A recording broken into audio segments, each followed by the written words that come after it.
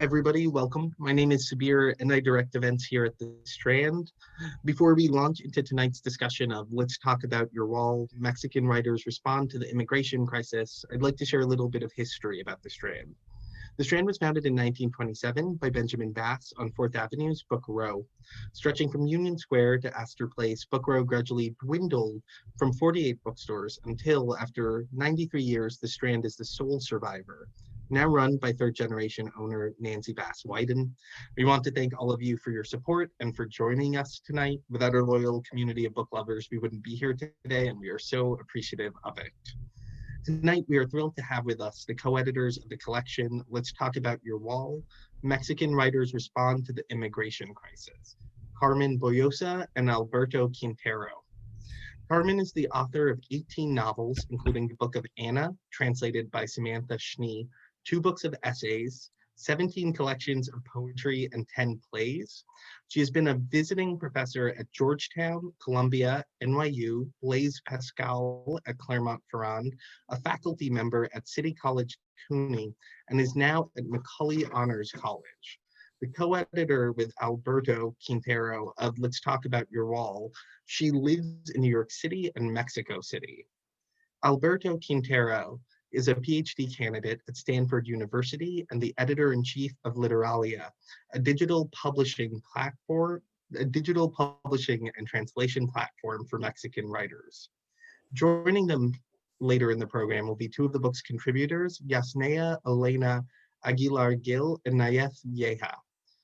Born in Ayutla, Mije, Oaxaca, Yásnaya Elena Aguilar Gil is an Naief linguist, writer, translator, and human rights activist. She has a master's degree in linguistics from UNAM.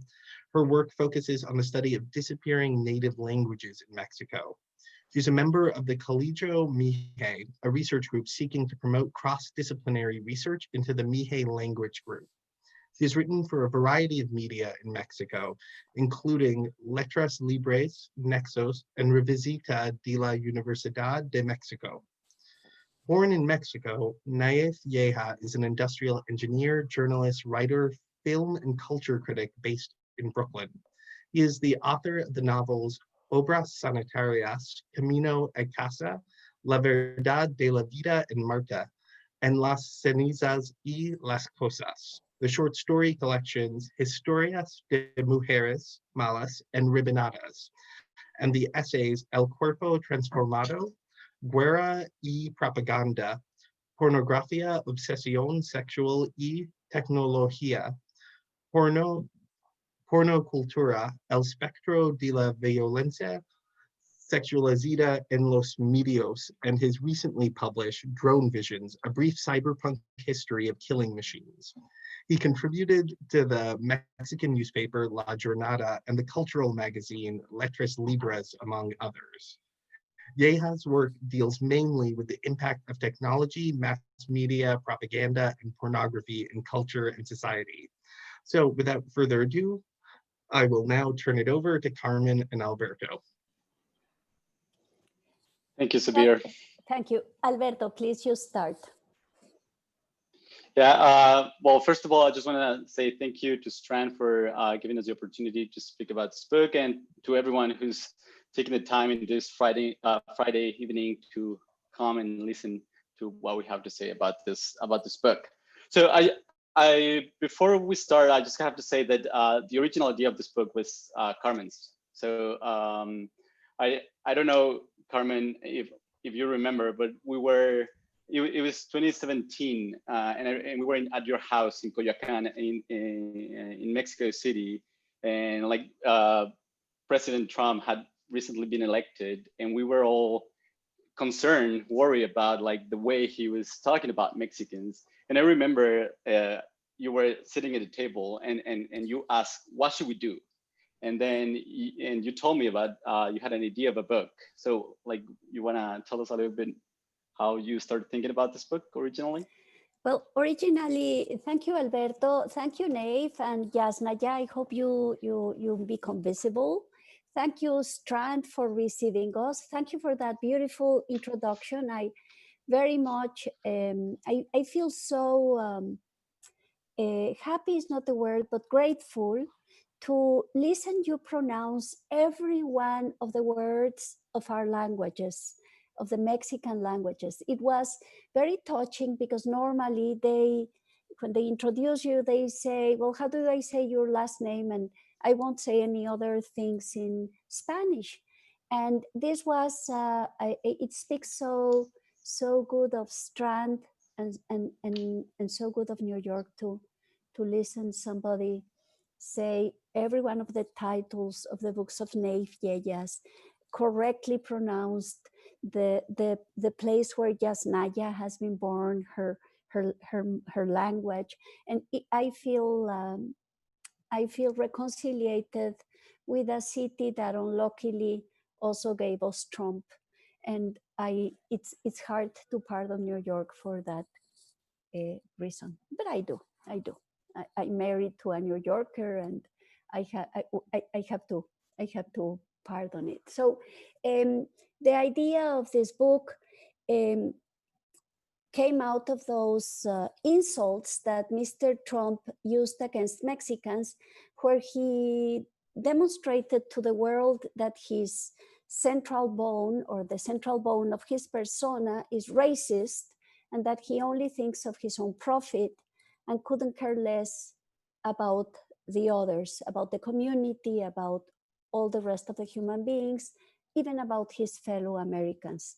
You cannot speak about others the way he called those Mexicans. And I thought that the best response was to collect the words of brilliant Mexican writers and philosophers, anthropologists, linguists, even entomologists. Think, how do Mexicans respond to his insults and to his preposterous idea of building a wall that we Mexicans were going to pay for it? So that's how it started, like how do we respond to this in a way that is not in his level, in our level, in the way we live, in the world we live at, not the stupid universe in which he wants us all to live. So I had this idea. I had told it in a conversation with my agent. She loved it and she started to work for it. And when she already had our publisher, I chickened. I thought, I can't make it. I have many balls in my head. I just can't. And luckily, Alberto came home because he has this wonderful adventure of Literalia, where he publishes Mexicans of different languages and different literary genres. And I told him, what if we do this, Alberto? And Alberto enthusiastically came over it and make this enterprise possible. So thanks very much to Jennifer Lyons. Thanks to the New Press for joining or wanting to give house to this book. And thank you, Alberto, mainly because you made us all board a boat. So that's to make it short. And I had been collecting by them some pieces that I admired or liked about Mexicans talking about the wall. We invited them, and either they rewrote them or rethought them or came up with other new pieces to enter the book. And really our contributors are wonderful, brilliant, generous, and the way they talk honestly about what the wall or the frontier or the frontiers, as we are going to listen in Yásnaya's words, mean for them. So I think that's all in my everyday, more difficult English. I have taken this position where I think it is important to pronounce English as if it was a foreign language. Why? Because we are all foreigners of the world, and we really have to learn how to respect the earth, and we are all in reality only invited to inhabit this wonderful place. So Alberto. Yeah, and just following on that, I one of the things that caught my attention, it was because Carmen already had the title of like, the amazing title. Let's talk about your wall. It's such a great title, and for a reason, I felt like focusing on the wall was a good idea because like the wall today presents like a paradox, right? Especially if we think about walls in the world and walls in history.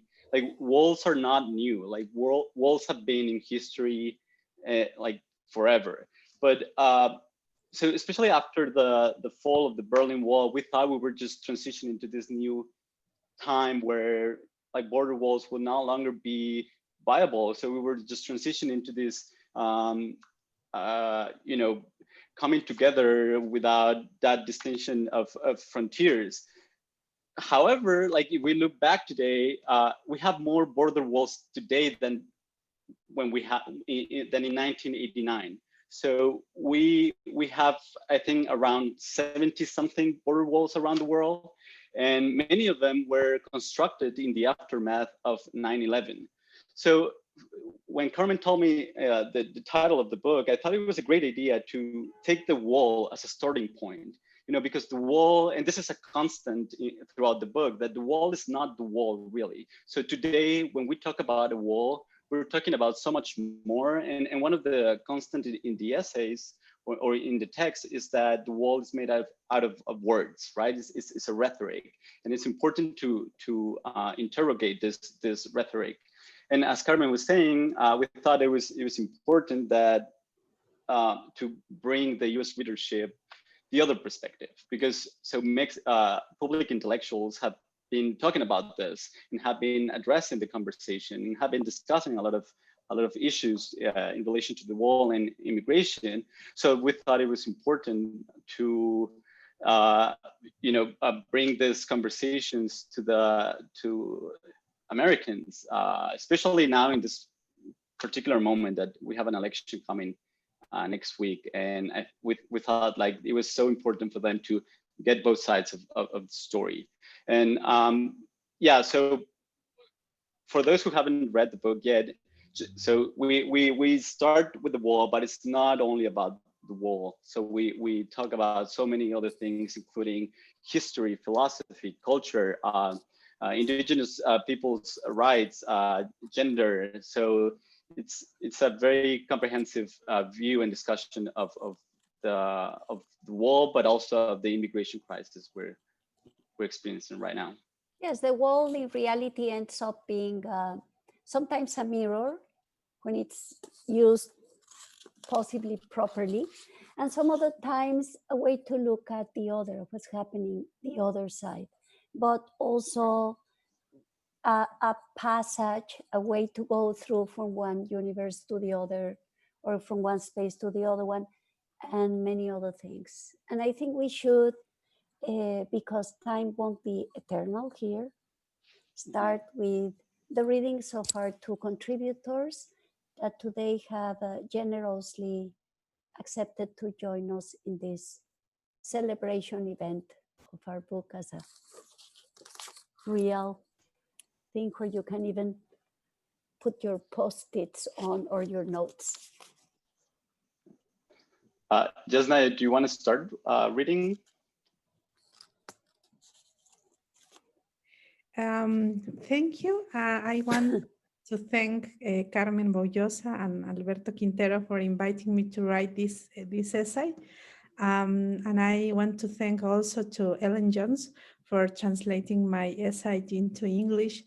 And during the writing of the text, I was able to think about issues that I had not thought about before. And I really want to thank for that.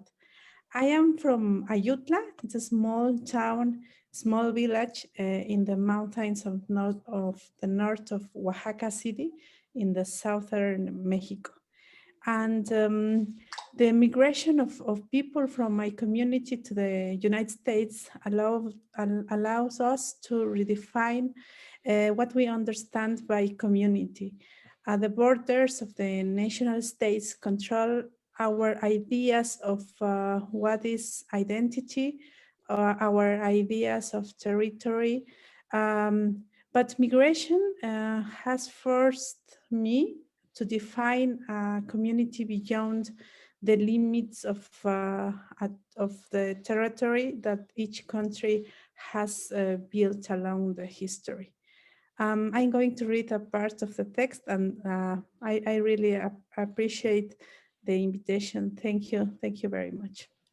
Thank you, Yásnaya. Sorry for the interruption, and thanks for mentioning the translators. We haven't talked about it, Alberto. We have this team of incredible translators that Samantha Schnee gathered for us, and this book wouldn't have been possible without them. So yes, continue, Yásnaya. Sorry for the interruption. Yes, thank you for that. I think it's very important. It's a service for us of translating our text into a different language. Thank you. And the title is The Map and the Territory, National Borders, about national borders. A long time ago, a dear childhood friend of mine spent many days walking across a huge desert.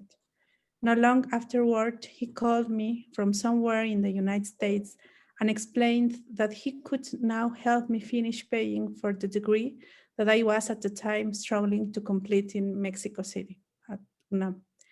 I was touched by the offer and relieved to know that was all right after that he was all right after a journey I tried many times to dissuade him from taking, because so many of the stories I'd heard about crossing the northern border involved death and violence. Some years later, my friend was deported. The next time I saw him was in Ayutla, a Mije town in the Sierra Norte in Oaxaca, and as we sat drinking mezcal, he told me that he had seen snow. I myself had never seen snow. The closest I had ever got was seeing a thin layer of white frost covering the perishing plants at dawn. As teenagers, we had dreamed of seeing the world, of visiting other places and experiencing the kind of snow we'd seen in the movies or read about in the Russian novels we were of. He told me about the snow, about how they survived up there in the winter, and about how our people's community spirit was being recreated in the USA cities. I think it was the first time I'd heard of that, of communities recreated as a way of dealing with the daily challenges of living in a new place. In my friend's case, he joined a small community of Mije speakers who, when he met them, were planning, among other things, the best way of paving a track in Ayutla, Oaxaca, starting on the outskirts of town and heading all the way into the center. When he returned to Mexico, he became actively involved in the project. In a certain sense, the community had traveled with him, and his own plans were sketched out against the backdrop of the whole community's wishes. Some years later, the Indigenous Front of Binational Organizations, coordinated for the first time by a woman, the Zapotecan woman Odilia Romero, invited me to Los Angeles to a festival of indigenous language literatures that is organized there every year. It was there that I saw and heard for myself about the indigenous communities from here that have recreated themselves over there, and the structures that sustain them. The way communal institutions of the Sierra Norte Oaxaca are giving new meaning to many indigenous people understanding of community living.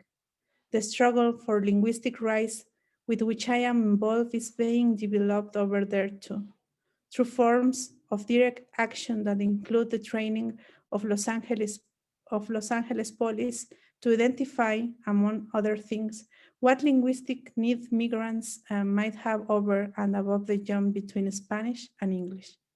Watching and listening led me to question my own ideas about the importance of territoriality in the process of identity creation and even my ideas about what a nation is.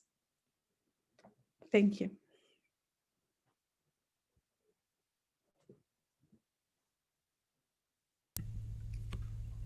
Thank you, Yásnaya. That was wonderful. I love the idea of that, the first vision of the snow, but also further along, you talk of the different frontiers you cross, let's say, even from Ayutla to the rest of Mexico, how the frontiers are built in different ways. So thanks so much, and I'm sure we are going to have space to talk about it more. And Alberto, I think you should now give the word to Naief.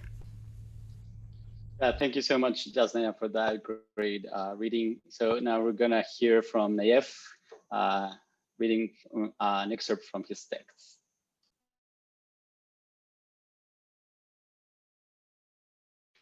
Oh, Naief, you're on mute. You need to. This was the inevitable moment when somebody was to tell somebody that you are muted and stop making a fool of yourself. Thank you, Alberto. Anyway, before reading anything, if I ever read anything, I don't know. I really want to celebrate this book by saying that one of the many talents that Carmen Boullosa has is this incredible vision that she had with people, of all the people that she knows, and she manages to get together and to make great things with them. And I'm very lucky to be among the people that she invoked to be part of this project. And I'm very happy to be part of this book, which is, I think it's very impressive, because when I first brought my collaboration, I thought, well, everybody's going to say pretty much the same things. And at the end of the day, well, yes, everybody is talking about the same things. And basically there is like a lot of links and a lot of ideas that are repeated from text to text, but every text brings something else to the table, something very rich. And we all consider, just Alberto mentioned, that the wall is just a symbol. The wall it's a very expensive symbol, a very catastrophic one in terms of ecological impact, in terms of emotional, of many things that happen to it, but more on the symbolic side. Why? Because the wall is irrelevant. The wall doesn't matter, because there are what we call ports of entry. And if you don't understand how flows of people and things happen, well, you of course focus on long territories that need to be bordered, that they need to be closed, that need to be hermetic in some way. But so this is a childish view of what happens between countries. It's an ignorant view. Let's just put a big wall and forget about what happens on the other side. So yes, as I mentioned, there is no really an important thing of putting a big wall. What it will be important will be to understand what's going on, what's taking people there, what does this flows of people really mean, and especially now during a pandemic when we are supposed not to even move. What happens when in between countries? Is a wall capable to stop a virus? How does it do that? How can it stop the spread of real, let's say, evil, of real disease? I was very impressed. I'm sorry, I'm gonna give some of my readings. I was very impressed with Yásnaya's text. I really like the way she takes the idea of a nation and turn it upside down and say, well, a nation is not really a thing with lines in a map. It's more like a people. And even the idea of a people, it's a very complicated thing. It's not something that you can delineate very simply what makes you part of a people or somebody else the enemy of these people. And she uses the example of the Roma people, and I will add to that, yes, and you can also say the Jewish people before the creation of the state of Israel, and the Palestinian people now being incarcerated in a huge penal community called Gaza. And so many other examples that we have, and of people who don't really belong to this notion of borders, of lines, of boundaries. And now what is important to me more than talking about the wall, and for me it's important to talk about a wall because I'm an engineer by formation. That's what I did to in my studies where I became an engineer. So walls are kind of part of the thing that's supposed to be important to me. But more than that, what's important to me is how the rhetoric of the wall took us through all these things for almost 4 years to eventually have hysterectomy concentration camps, which is a completely Nazi thing. I mean, I repeat, hysterectomy concentration camps, where at least we know of more than 50 cases of women who had been subjected to this procedure.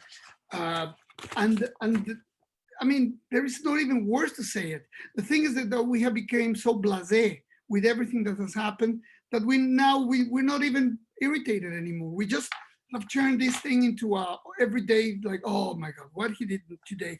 But this is really, really serious. And we're going to talk about this for decades and then maybe for centuries, because the impact of what's happening and what's still going to happen is going to impact us for a very long time. I'm going to stop right there with the idea to return to some of the subjects.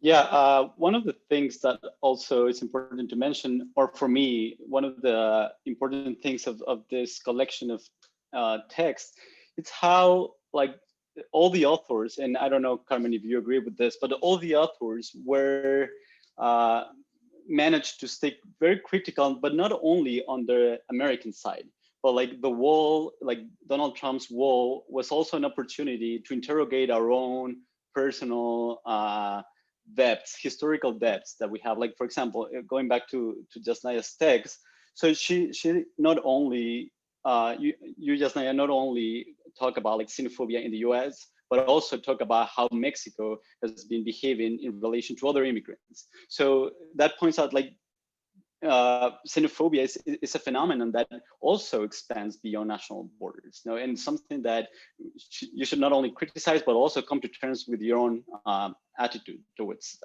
particular communities, toward particular issues, that we should, first of all, be honest about them, and then in order to produce a change, we need to be honest with our own attitudes and be critical with ourselves also.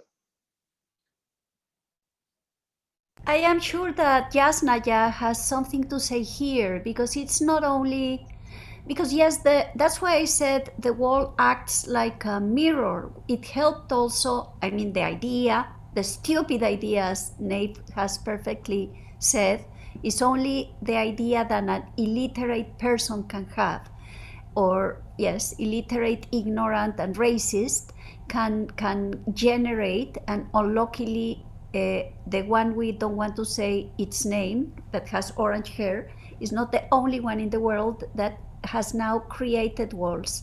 But in the case of this book, the wall was used as a mirror to look at ourselves, and not only ourselves against the other immigrants, because Mexico has, if not paid for the wall, has done the work of a wall with the Central American and immigrants from other countries, but also throughout our history, we have been the enemies of our own people. We are very proud of the Indians of the past, but we are, I mean, it's not to be forgotten any day of the year what Mexico has done against its own original people. So maybe Yásnaya wants to say something about it. Thank you. I think that the problem is that we have a world divided into a very peculiar and specific entities called countries. And I think that never in the history of humanity we have that kind of entities. And we think that it's natural that For example, people think that Mexico was created thousands of years ago, but that's not true. It's only 200 years ago, but in the history books, researchers used to write ancient Mexico, but there was no ancient Mexico. And all the planet was divided into 200 entities, and that entities control territory, control borders, and that's not natural. It's I think it's very it's comfort of I don't know how to say that in English, but it's so sad. I think it's sad because 500 years ago, we had different kind of social structures. We had communal structures, monarchies, republics, yes, clans, and tribal structures. We had a diversity of how to structure our necessity to live together. As human, we need to live together. But nowadays, it's only the state control everything and identity. And I think that is the main problem. And for that reason, these entities control two different ideas. In one hand, control that there is no more nationalities than the nation state nationality. So for indigenous people, it's very violent because nation states said that we are only ethnic groups, like groups, and not a nation with one history and territory and language. And in the other hand, a nation state control these very strange borders. If we think about borders, when Mexico was created, Mexico, Guatemala, and Salvador conform one state. And in the Central America, people speak Nahuatl, for example, the language of Aztecs. And we think that there is that borders are universal and are I don't know how project that borders into the past. And I think that is the main problem. And we need to think that borders are, I don't know, very artificially, and we need to think of different forms to structure our life, a common life. And I don't know, I think it's the behind immigration and behind our problems like indigenous people.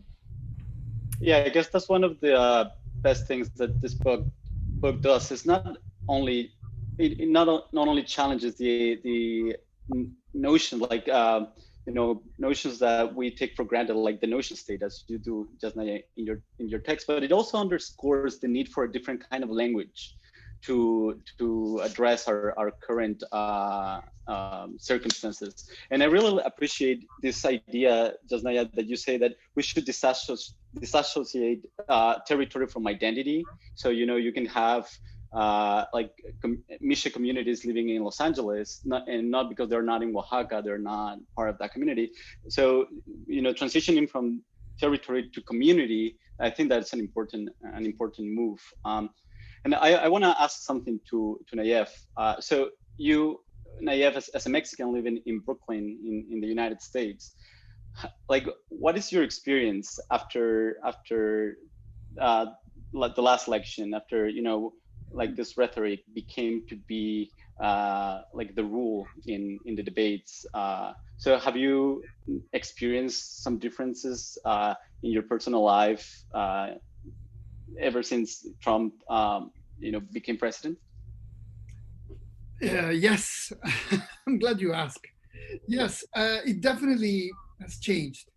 Yeah, I put more in perspective things. I mean, I live in very, very hipster Williamsburg in Brooklyn, New York, which is supposed to be like a bastion of liberalism, of hipsterism, of anarchy even. And it's very surprising, but the remnants of the communities that used to live here, basically the Polish and the Italians, they're very pro-Trump. And that's very difficult to understand. Swallow. Yes, it's terrible. I just had an experience in my butcher shop last week, and it was really shocking. And I remember in 2016, I have another experience very similar to this in my fish shop. So it's a very shocking thing, because we know that we are kind of safe in these neighborhoods. We know that we're safe terms that we're not going to lose, I hope, to Trump, but still you can feel this very powerful need to break with what they consider to be the liberal political correctness and all these other words that they use to denounce what is not what they expect. I mean, these people, Polish and Italian, and I use these two examples because they're very close to me. They have become more nativist than anything else. I mean, they think they belong here. They think that they are part of this. They don't. They have lost touch with their immigration past. They have lost touch with the time, which is not that remote, when they were stigmatized, when they were, I mean, even they are still, but let's say that they are not that much. That they are not, they were not considered white.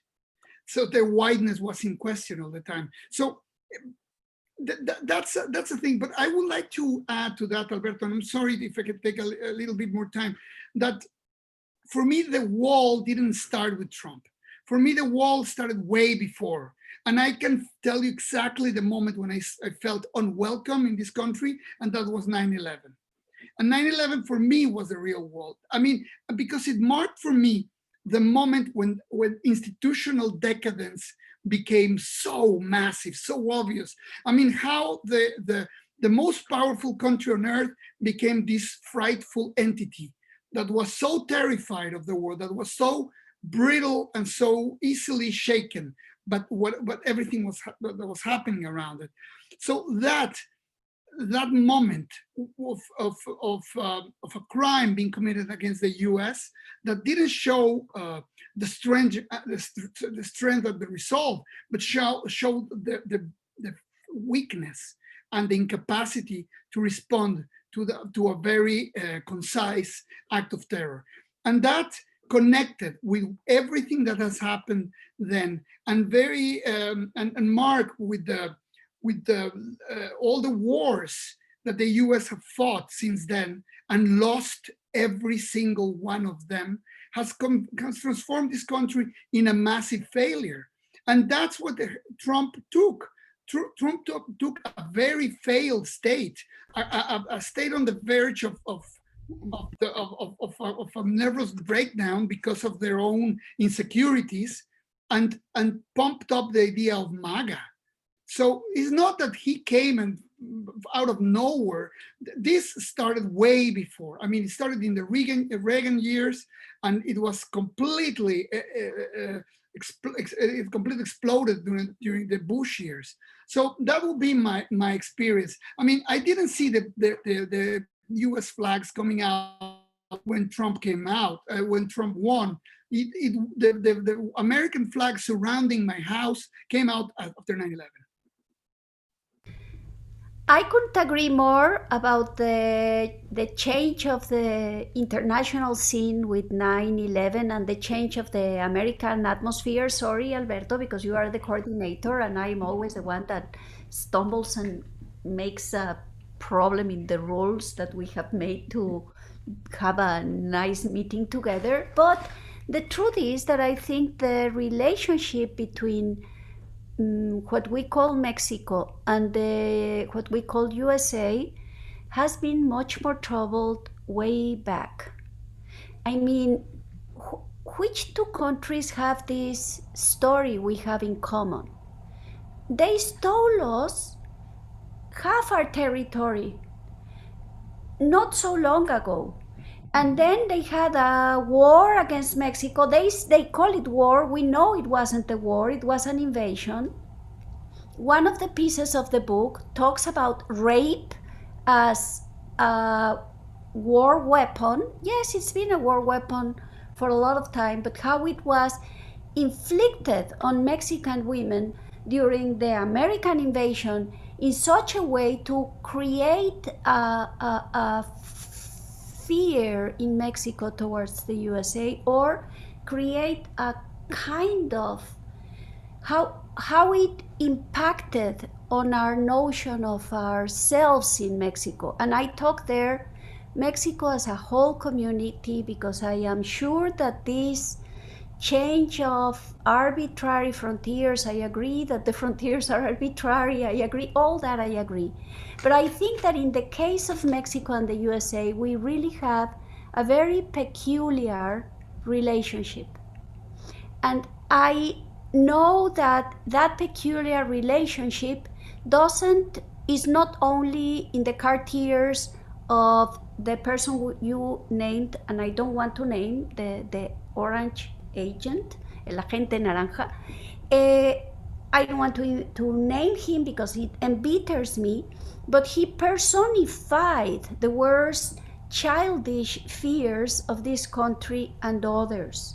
It's true that he's not alone, but it's true also that nobody had insulted us that directly and that openly in the recent years. They did so in the 19th century. They said they didn't keep the rest of Mexico till Mexico City because they want no more nigger problem. That's the only reason why the Americans retired, the American army retired till where they decided they wanted to retire. But it is not, he made usual and normal things that we all knew were not normal, not usual, and not accepted. And he gave space and gave voice to, it's horrible, he's normalized abjection. So I think it is important to, instead of entangled in this dialogue of let's respond abjection with a direct fight, use the objection to our own profit, to talk about ourselves, to talk about our own problems, to talk about the possibility of having a dialogue with others. And I think this book has that over and over in different ways, touching, of course, a common axis. Many pieces start in the same point and displace to another their own obsessions.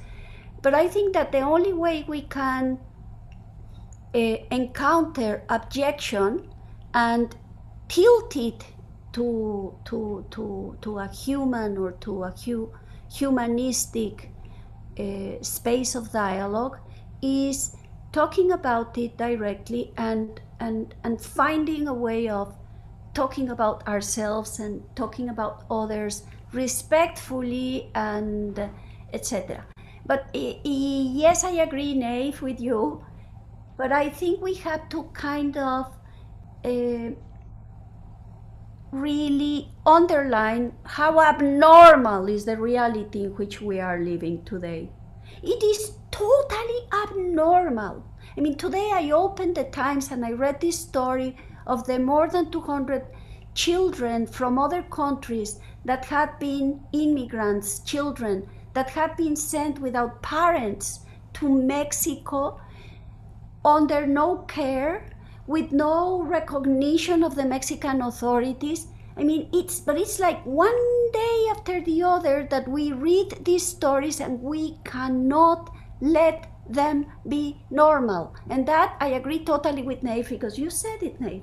And I think it's important to underline it, and I think it's important also to talk about the things that make us human and that explain how difficult it is to be humans, and in what difficult position we are all, us humans, in the world today, not to speak of the earth, the situation of earth, but also speak of all that is happening, the inequalities, etc. But this book uses the world to start talking about these two neighbors, or bad neighbors, or good neighbors, or whatever you want to talk about, that used to have another view of themselves.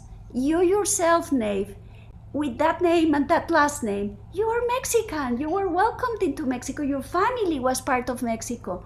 Now you are here and you are part of Williamsburg.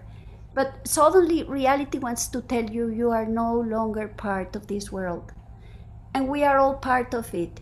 I do think that the original inhabitants of Williamsburg you mentioned, they are part of it too, as you are part of it. And if I go visit you and eat the beautiful cheese that I've eaten at your home, I'm part of it too. Okay, so we're running out of time, so I think we're gonna start taking Q&A from questions from the audience. If that's okay with all of you. Well, I'm sorry to interrupt with the audience questions. That conversation was just fantastic. I've enjoyed every second of it. But let's see. Our first question is from Paulina Vietes, who asks, what do you think is the underlying reason why Lopez Obrador seems to be submissive and accommodating to Trump? And that one can be fielded by whoever would like to.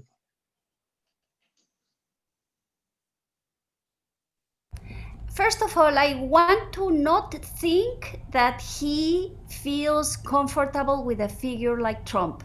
That would be the worst way to, the most pessimistic way to look at reality. The optimistic way to look at the reaction of Mr. AMLO liking Trump and talking nicely about him, and they both talk nicely about the other one. The optimistic point of view, a little bit crazy, but optimistic, is that they are trying to be diplomatic. But nor Mr. Trump nor Mr. AMLO are especially diplomatic. So I'm going to give the word to Naief or to Yásnaya. I only said the two possible poles for the answer. Answer number one, they really like each other. Answer number two, they are only being diplomatic. I will go with answer number two, hopefully, because I'm never an optimist, but in this case I will be. I really hope that it's just a strategy. It's a survival strategy. I don't know if it's a good one. I have no idea.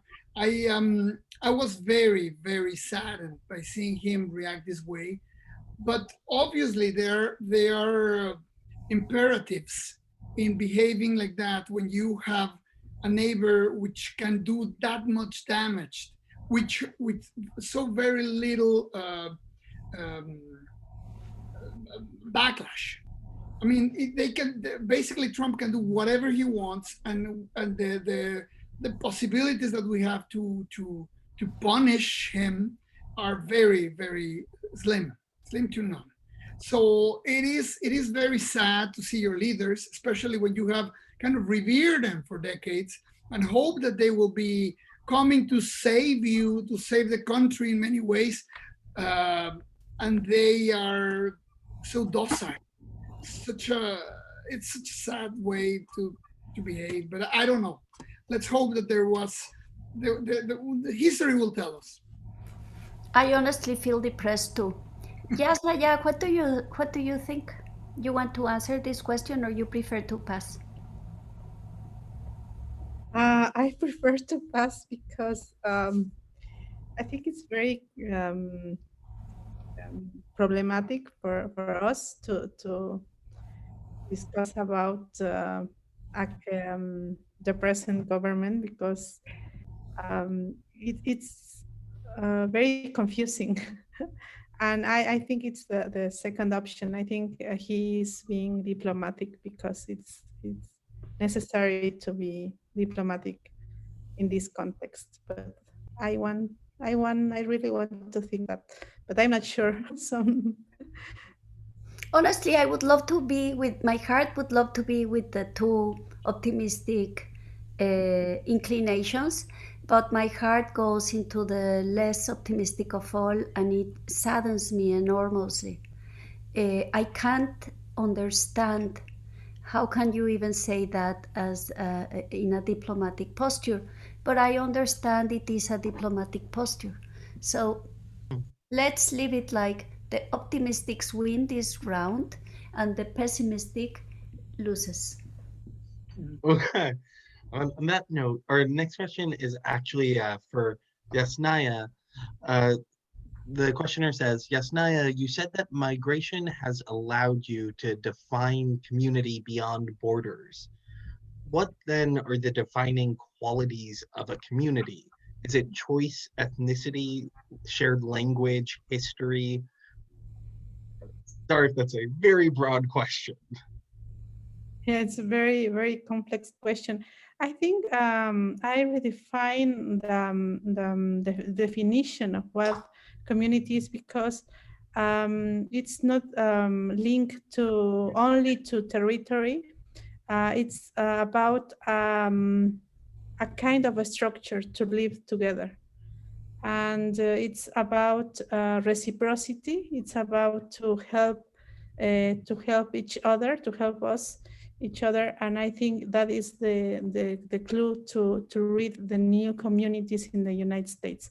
It's about fiesta, that is very important to rebuild the relationship between person who are part of a community. Fiesta, about communitary work, about a kind of local government. For example, I heard about how in Los Angeles, Zapotec people elect like a mayor in the United States. It's like a mesa directiva. That's called mesa directiva. It's a kind of local government, and I think it's about how we can structure our common life in another places. More about that, than more about that structure than a language or territory or cost or that. Or religion. Yeah. Yes. Thank you. Or food. Food. You left aside two things that are a passion for a lot of people. Passion, they wouldn't call it passion. Believing, religion. And the second that I would call passion, but some other people wouldn't call passion, that is food.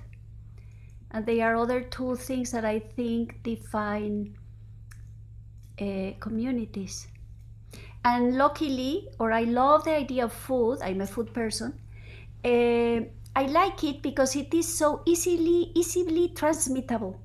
We can transmit the passion for our food so easily, and we can share it so easily, and we can share the way to do it, and we can contaminate the other, and we can snatch them and make them be enemies of what they thought they were, and we can immediately make a beautiful dish with Polish, Italian, Mexican, Indian, Argentinian, and whatever place you want, ingredients, and create an incredible dish. And I honestly think that one of the peak things of being a human is food, because that's where the dialogue really produces something delicious that we can all eat. Because with language, you need a translator. Language is our biggest treasure for each one of us, and it's something very private. And yes, it builds a kind of community, but then you need a translator to go to the others. But food, you don't need a translator. You don't even need a table. You don't even need a plate. You can eat in a tortilla. You can eat with your hands. And it is itself a dialogue. And I really hope that our book is a kind of food.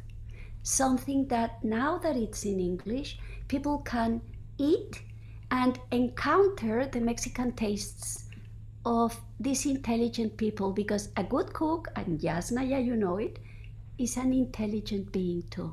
There has to be an intelligence in this dialogue of different portions living there. I'm sorry, I came with, maybe I'm hungry, I came with my little commercial about food, and I'm not hungry, I ate before our meeting. It's just that. No, it's it's a profound answer. It's very true. Food is what connects us all. Like when I think about like missing my family during all of this, it's also like eating like traditional Ethiopian foods with my family. Like that's part of what I miss. It's a unifying thing. Yeah. Sorry, your answer resonated. But our next question is for Carmen and Alberto, though Naief and Yásnaya, please feel free to join. Was there anything in the collection was there anything in the submitted essays which surprised you? Which I think the questioner is trying to get at. Did any of the contributors raise things you hadn't thought about, or which changed your opinion on something, or just generally surprised you? For me, several ones, but I shouldn't speak so much. But yes, several ones surprised me. The clay immigrants, when I saw those pieces, I was taken away. I hadn't seen them before. And when I saw them at San Ildefonso, I was so surprised. And nearby was the director of San Ildefonso, and I told him, but what is this? And he said, oh, I wrote about them. And so he gave the piece that was a testimony of something that had surprised me. These clay pieces, this art piece of a whole town that had gone to the other side of the frontier and had never returned town. And the artist went to the other side and did one piece for each one of the ones that hadn't returned home. And that's only one, but several ones. Others, the one of the philosopher, it blew my head because he thought of what frontiers and walls meant in a very different way as a philosopher thinks, and etc. Many, of course, Yásnaya, Naief, that Naief knows how much I like him and I adore him and admire him. He's been my father through very small periods in life. He knows that. But he's a friend, and Yásnaya, you are an author that I admire so much, and many others. And it's always beautiful to have those surprises in life, but I'm not the one to answer, and I speak too much, and please speak the others, and I'm going to take out my. I would agree with Carmen that every piece had something, but for me, one of the most surprising things was included in Luiselli's and Puente's piece, Ana Puente and Valeria Luiselli. So they were actually writing after spending a lot of time in detention center in Texas. And one of the things that they realized is that gender is not a sufficient thing to apply for asylum in the US. So all the women who are escaping violence from in Central America or in Mexico and trying to apply for asylum in the US, if they frame their claim based on gender, that would not qualify as valid to apply for asylum, which was shocking to me. Like, so there's what they explain is that there are a bunch of organizations working in those detention centers trying to help these women frame their story in a more convincing way, convincing meaning, more in the way that the law allows them to, so in order to, to get the status of asylum seekers. But that was shocking to me. I'm still processing that fact. Yeah, no, that is in fact shocking. I'm going to say something super short because Yásnaya and Naief have to talk. When I read the Villoro piece, several parts of it, but the part of Tijuana, Las Playas, where the families, Mexican families that live in both sides, are passing through little things to eat and money and whatever through this fence in the beach. I taught in San Diego a semester in 1990, and that wouldn't have ever been possible. So it surprised me because I know that place, and that fence, that wall is new. And one more very quickly. Claudio Lomit's piece, he has also some interesting narrative. So he interrogates the origin of some racial slurs, including the bad hombre and another, and I was not familiar with the origin of those, and those are very, very illustrative. I highly recommend those. Let's see. Our next question is for Naief. Sure. And so this person has asked, how do you combat xenophobia without having to justify your humanity? So without ceding that ground in the conversation first. Wow. Wow, that's a difficult one. I mean, because there is this very natural response to what threatens you by disqualifying it with the idea that it is foreign, that it doesn't belong here. I think Yásnaya talks really, really well about that stuff, about what is it ours and what is not ours. How do you draw your own personal borders with the things that you can disqualify with this phobia of the foreign, right? Of the other. How can you accept the other as part of yours, a part of yourself, even when you feel threatened or in danger in any way because of their existence? And I think it's a tough one. I think it's not easy. We just seen it. I mean, some of the states that are supposedly more well educated in Europe have responded to the immigration crisis with the most animalistic behavior, with the most territorial kind of response of you're not like me, you have different kind of skin. Jean Meyer talks about that with a beautiful thing that for me, this one I didn't know, the Aeschylus story, that this kingdom that was in a dilemma about accepting these women who were looking for refuge, for asylum,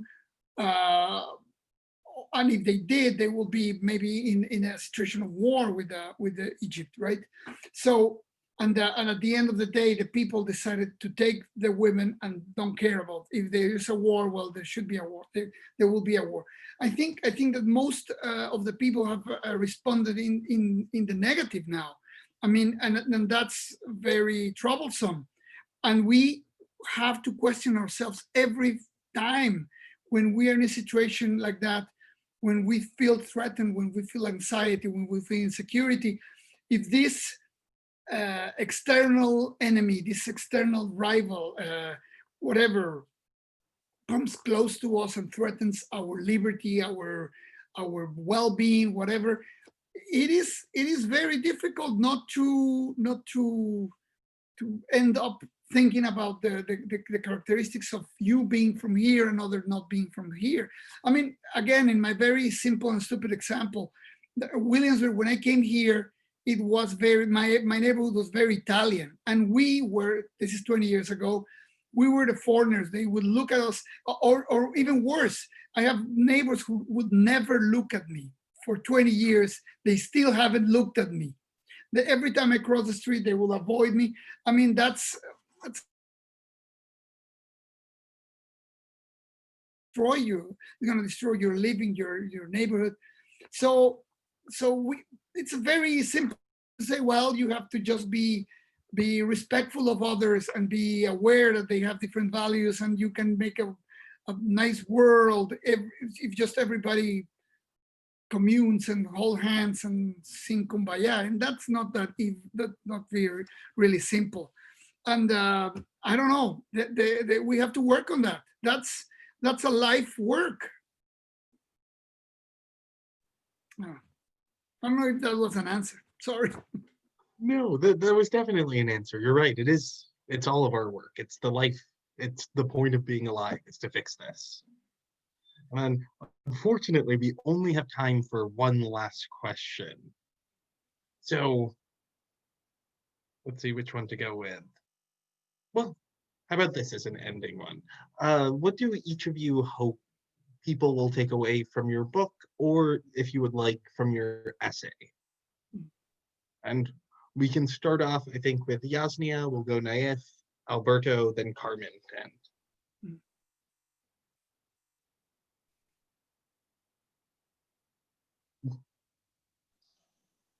Yasna, do you want to start by answering like what? Can you repeat the questions?